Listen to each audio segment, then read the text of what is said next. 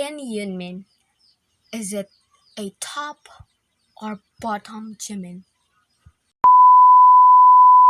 Hi guys, welcome back to my channel. This is Ivan Chen, and today I will be answering your questions for me regarding K-pop. So, kahapon nagpost ako in my IG story and in my Facebook regarding the hashtag AskJenKpop. And with that, nagsend kayo ng mga questions, K-pop questions for me, and I chose 8 questions in the Instagram and 12 yata from the Facebook. Anyway, sinulat ko na siya dito sa notebook kasi wala akong budget for another phone na gagamitin para magbasa kasi sira na yung isa kong phone. So, what are we waiting for? Let's get started. So, first question is from my IG story. Reply me, Bian Balantuka Shanafe. Balantuka Shanafe. So, yung question niya is, Ate Jen, ano po yung naging reaction niyo sa Kill This Love music video? So, actually, the Kill This Love music video is so super lit. Like, ang ganda-ganda niya. Like, yes, you know, alam naman natin na Blackpink songs are super nice. Pero, the Kill This Love is super lit. Plus, the visuals of Jisoo. Like, I'm loyal to Lisa, pero nung pinanood ko yung music video na yan, like, my heart, my attention was totally stolen by Jisoo kasi super ganda niya. Like, no wonder why she's the Blackpink's visual. Diba? Like, yung sa sunset, and then yung may arrow, super ganda. Like the song. Second question is from Carl Duret Rico from my IG pa rin to. Sabi niya, nagpuyat ka ba Ate Jen ng April 5 para sa comeback ng Blackpink? So actually, na-release yung MV is April 4, 11pm, if I'm right, diba? 11pm. Hindi ako nagpuyat kasi April 4 is my graduation and April 5 I need to travel early for the college entrance exam in CTU. Kaya hindi ako nagpuyat. Pero pinanood ko siya noong 2 a.m. Kasi 2 a.m. ako gumising para to travel, to prepare mag-travel sa city. So, yes, hindi ako nagpuyat but I watched it hanggang makarating ako ng city. Pero ulit ko talaga siya. So, yeah, I streamed Blackpink MV and hope you do so too. Third question is from NSSC_meow. So, yung question niya is, usually, ilang hours ang nasispend mo sa K-pop? So, actually, wala naman siyang specific na hours kung ilan talaga yung nilalaan ko for K-pop. Kung may mga free time ako, I do stream MVs, watch funny and on-crack videos in YT, like, update sa Facebook. Kasi yung feed ko naman talaga is mostly about K-pop. So, counted ba yun? Hindi ko counted naman kasi na-update din naman ako. Pagkatapos, ano pa ba? If may free time din naman kasi ako na either nag-wattpad ako or gumagawa ng other recreational activities. So yeah, I don't have that specific amount of time na sinispend ko for K-pop. So next is from Sandy.morning. So, yung sabi niya is thoughts about EXO. So, EXO, first talaga na group na nakilala ko. Like tonight, in-attempt kong kilalanin is EXO. And the first picture na sinave ko sa picture ko of a K-pop idol is kay Xiumin, yung parang siyang si G-Dragon. Kasi grabe, ang gwapo-gwapo niya. And yeah, I'm into visuals that time. Like, sino ba namang una pa lang is sa talent sa unang pa lang kita sa picture ay hindi na attract sa visuals, di ba? Like, let's all admit it. We are attracted to visuals. Kaya nga, we tend to, our first bias is overflowing yung visuals talaga. And by that time, yung picture ni Xiumin yung first na naging na-save ko sa pictures ko, sa gallery ko. And ang EXO naman is, there are super talented na group. I mean, their vocals, their visuals is so good. Plus, they are under SM Entertainment. So, alam talaga natin na they are very talented. Kasi they wouldn't debut if hindi sila talented, di ba? I just don't call myself an EXO-L for some reasons. Yeah, I do like them. I do like their songs. I stream their songs. But I don't consider myself as an EXO-L. Marami sigurong magsasabi na, di ba, pag sinan mo yung EXO, pag you like EXO, you'll call yourself EXO-L. Well, in my case, I don't. Kasi, di ba, like, do you get me? Hindi naman kasi porket natin yung isang K-pop artist is required na tayo na tawagin yung self natin na fan nila or even bring their fandom name. Kasi, in my opinion lang guys, hindi ako ganong klase ng tao. Like, I don't I like Twice, but I don't consider myself as once. I like 17, but I don't consider myself as a Karat. Pero I listen to their songs, I get hyped with their songs, but I just don't call myself that way kasi parang nahihipokrita kasi, oh, I like 17, but I don't know all their names. Diba? I don't know their backgrounds. I just like their music. Their music is lit, and their performance, they're so talented. Just like EXO, guys. So yeah, that's my opinion. And if your opinion is different from mine, I respect yours. So, next question is 1, 2, 3, 4, 5. Fifth question is from Ira Ru. So, yung question niya is, ano po yung reaction niyo sa mga nagsasabing toxic o cancer tayo sa lipunan? So, I think you're pertaining to us K-pop fans or I don't think, or ARMY. Basta, ang masasabi ko lang sa mga taong nagsasabi na toxic tayo sa lipunan is, toxic rin kayo, guys. Kasi, di ba, isang tao lang yung nakikita nila na dragging other artists down. But, they are generalizing us na porket masama yung ginawa ng isa is tayo lahat, ganun na din ang ginagawa, which is not true. Especially for armies.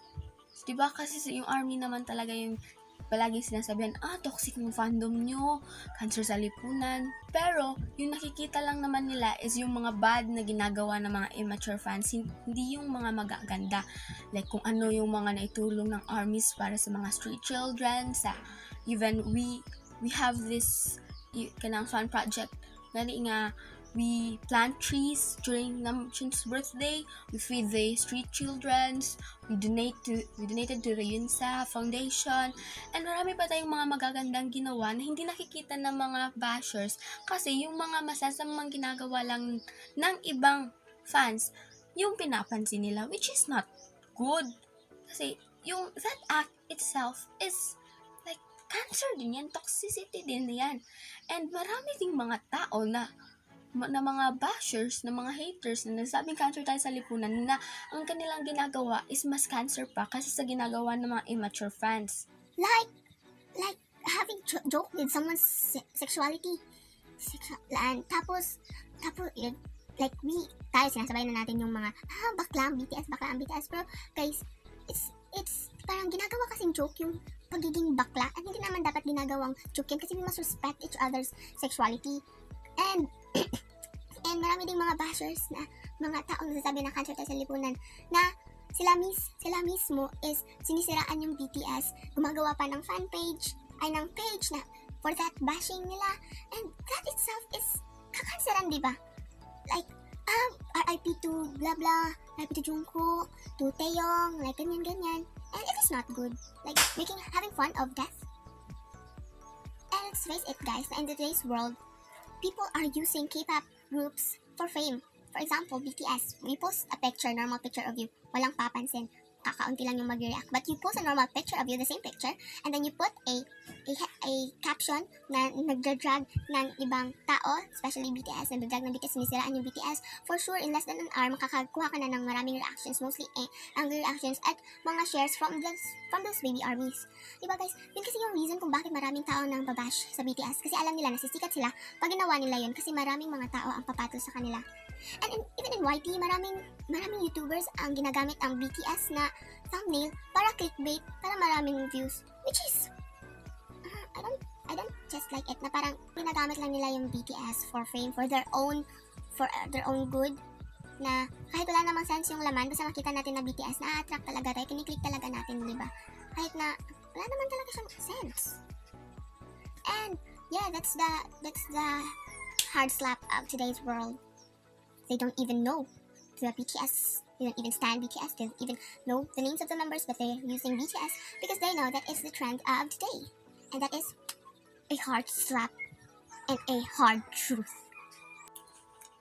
So, next question is, ano ang favorite song mo sa new album ng Blackpink? So, Kill This Love is nice, but I prefer Don't Know What to Do. Don't know what to do without you. Ganda.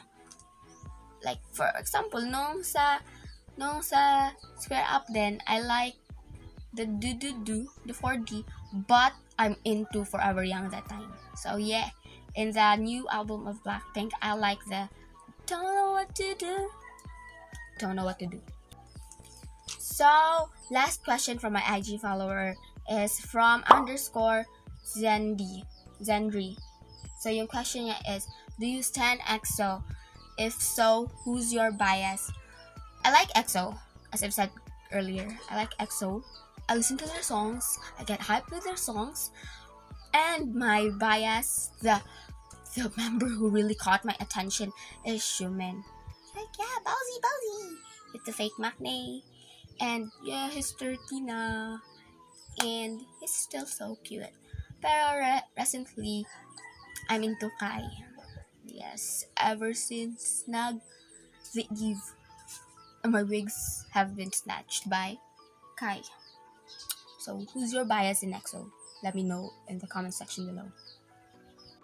So, for our next question is from my Facebook friends and followers. So, first is from Inang Bangtan na walang A. So, yung question niya is #AskJen, what is your opinion about fan war? So, my opinion is, yung fan war, hindi talaga natin yung maiiwasan. Kasi, kung merong mga mature na fans, meron ding mga immature na fans, and mas marami sila. Kasi, diba, yung mga fans na walang alam na gawin sa buhay kundi ang makipag-away at mang-brag ng awards ng kanilang faves na hindi naman sila tumulong na ma-achieve, hindi naman sila tumulong na mag-vote. Pero sila yung nagbabrag sa ibang ibang fandom na sumasali pa talaga sila sa group ng fandom na yan para lang talaga mang-brag. Diba? And sila yung naglilit talaga ng fan wars. So yeah, hindi natin maiiwasan yung fan wars. Next question is from Olive Del Carmen. So, #AskJenKpop. Jimmy or Jimin? This question is so hard. Like, ikaw, pag tinanong ka kung asawa mo or anak mo, sino pipiliin mo?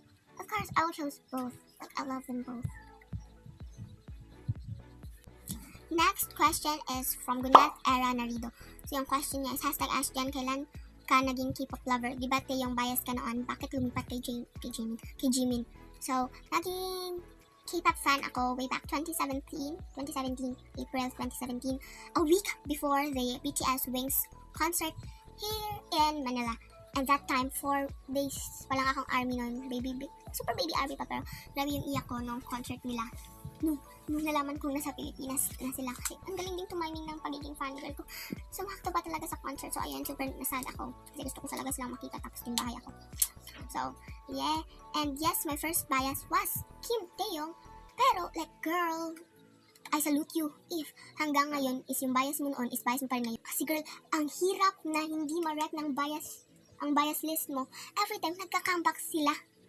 Like, yeah, yung unang naging bias ko is si Taeyong kasi I like his personality. Pero pagkatapos nun, naging bias ko naman si Jin, tapos si Suga, tapos si Jimmy na ngayon. Pero nare-rec siya paminsan-minsan ni Jungkook, ni J-Hope, at ni Namjoon. So yes, I am not that loyal. And I still remember the time na bago pa lang ako sa K-pop world, pero hindi ko pa tinatawag yung self ko na ARMY din. Mga 2017, pero January siguro. May na-save ako na picture ni Jungkook, yung naka-black siya, tapos grabe yung eyeliner niya. And I kept calling that picture Taeyong, pero si Jungkook pala yun. Magkamukha kasi. I'll admit it, when we are first to K-pop staffs, halos lahat ng member magkakamukha, except for Namjoon.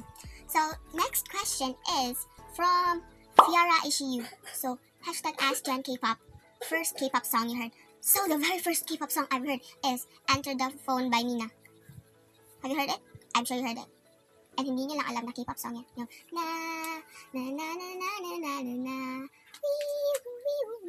yung ganon. I-insert ko na lang, hindi ako marunong kumanta. Basta yun yung first ever K-pop song na narinig ko.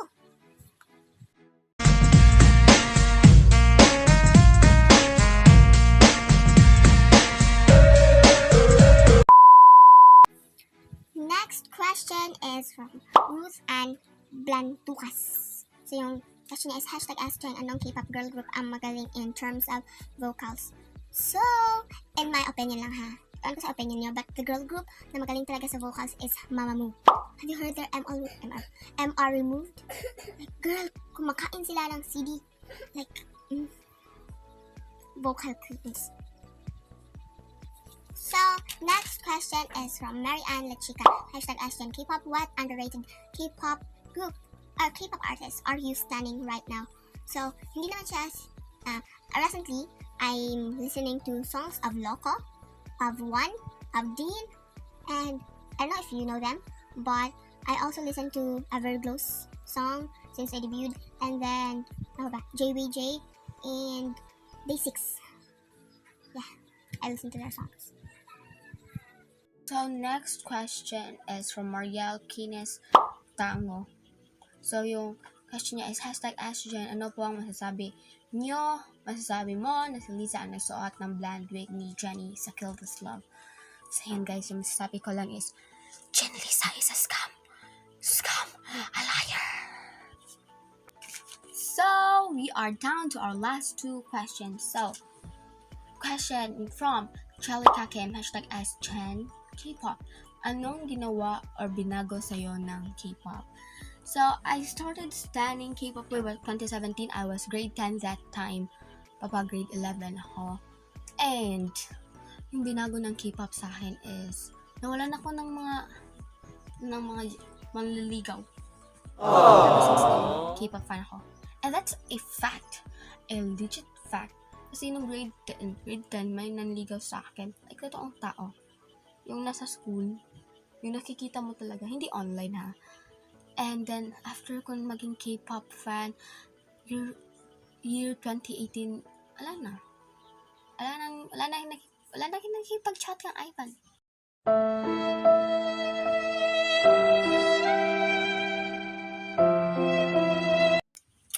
Tapos, yung may mga naging ka-fling ako. Online lang.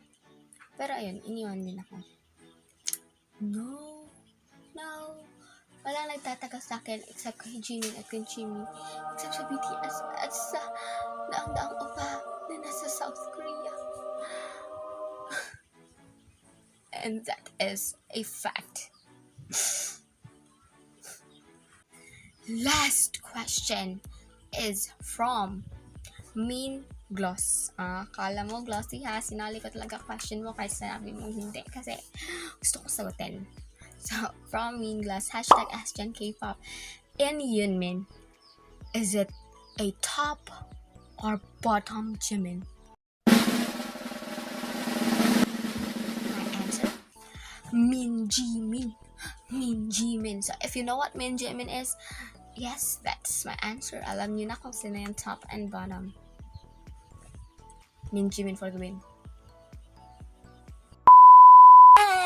And that's it, guys. Thank you for staying with me. Thank you for sending your questions. And I'm sorry if hindi ko siya nabasa and na-include dito sa vlog na to. But, let's just stay tuned for my next videos. Baka may mga videos na ma-shoutout ko kayo or what.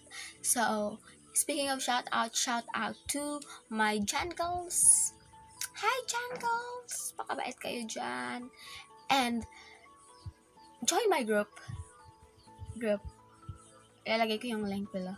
And that's it, guys. Medyo lutang pa ako kasi kakagising ko lang if you make pansin of my eyebags down here.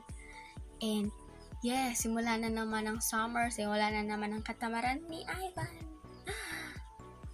And yeah, that's it. Bye. Borhe Yunmin.